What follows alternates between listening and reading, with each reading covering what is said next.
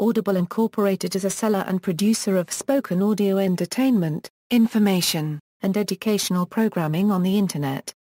Audible sells digital audiobooks, radio and TV programs, and audio versions of magazines and newspapers. Through its production arm, Audible Studios, Audible has also become the world's largest producer of downloadable audiobooks. On January 31, 2008, Amazon.com announced it would buy Audible for about $300 million. The deal closed in March 2008 and Audible became a subsidiary of Amazon. The company is based in Newark, New Jersey's One Washington Park high-rise office building. Audible is the United States' largest audiobook producer and retailer. History: January 1998. Audible introduced the first production volume digital audio player almost 4 years before the introduction of the iPod. It only supported playback of digital audio in Audible's proprietary, low bitrate or format that could be downloaded from audible.com. Audible holds a number of patents in this area. October 24, 1999, Audible's then CEO, Andrew J. Huffman, died of an apparent heart attack. 2000, Audible licensed the ACELP codec for its Level 3 quality downloads. 2003, Audible made an exclusive deal with Apple to provide their catalog of books on the iTunes Music Store. Books purchased on iTunes have AM4B extension and contain AAC audio covered by Apple's Fair Play digital rights management. May 9, 2005, Audible's founder, Don Katz, gave a talk that is recorded on IT Conversations about the early history of Audible. February-March 2003, AudioFile magazine published a brief profile of Don Katz. November 12, 2005, Katz gave a keynote address at the Podcast Expo, 2005. Audible launched Audible Air, software that makes it possible to download audiobooks over the air, wirelessly and directly to devices such as a smartphone or PDA. This eliminates the need to download copy-controlled audiobooks first to a computer and then transfer it to Palm OS, Windows Mobile, and Symbian mobile devices. Audible Air content updates automatically, chapters download as required and delete themselves after they have been listened to. March 2006, Katz was featured in Business 2.0. April 2008. Audible began producing exclusive science fiction and fantasy audiobooks under its Audible Frontiers imprint. At launch 30 titles were released. May 2011, Audible launched Audiobook Creation Exchange, an online rights marketplace and production platform that connects narrators, producers and rights holders in order to create new audiobooks. The platform has been so successful that in 2012, Audible reported it had received more titles from ACX than from its top 3 audio providers combined. March 2012, Audible launched the A-List Collection, a series showcasing Hollywood stars including Claire Danes, Colin Firth, Anne Hathaway, Dustin Hoffman, Samuel L. Jackson, Diane Keaton, Nicole Kidman, and Kate Winslet performing great works of literature. Firth's performance of Graham Greene's The End of the Affair was named Audiobook of the Year at the Audio Awards in 2013. Audible's efforts to make audiobook narration a mainstream art form extends to the narration workshops it offers at acting schools including Juilliard and Tisch School of the Arts. In 2013, the Audible's CEO speculated that the company was the largest single employer of actors in the New York area.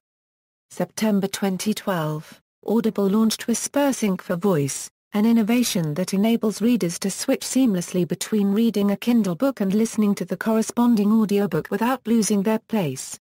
June 2015, Audible Books from Audible.com is made available on Amazon Echo, a voice command device from Amazon.com with functions including question answering, playing music and controlling smart devices.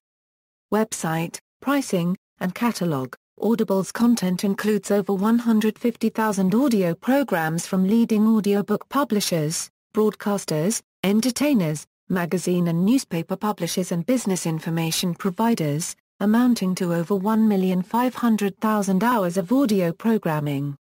Content includes books of all genres, as well as radio shows, speeches, interviews, stand-up comedy, and audio versions of periodicals such as the New York Times and the Wall Street Journal. In addition to the regular price charged for audiobooks, Audible offers subscriptions with the following benefits: credits for a monthly subscription fee. A customer receives 1 or 2 audio credits. Most titles can be purchased with one of these credits. Some titles may cost 2 credits, while others cost only a third of a credit. Platinum subscribers also receive a complimentary subscription to the digital audio version of the New York Times or the Wall Street Journal. Subscriber discount: a subscriber may choose to purchase additional books without credits for a 30% discount. Additionally, some content particularly political speeches, government hearings, content such as the 9/11 report speech, excerpts, and short stories from books are available for free. Once a customer has purchased a title on Audible, it remains in that customer's library and can be downloaded at any time, or the customer may listen to the file directly from the website, regardless of whether it has been downloaded before. Device support: Audible audio files are compatible with hundreds of audio players, PDAs, mobile phones and streaming media devices. Devices that do not have Audible Air capability require a Windows PC or Macintosh to download the files. Additionally, titles can be played on the PC. Titles cannot be burned to CD with Audible Manager. According to Audible's website, they can be burned to CD using Apple's iTunes and some versions of Nero. Currently there is no support for Linux, although Audible Manager is known to work through Wine.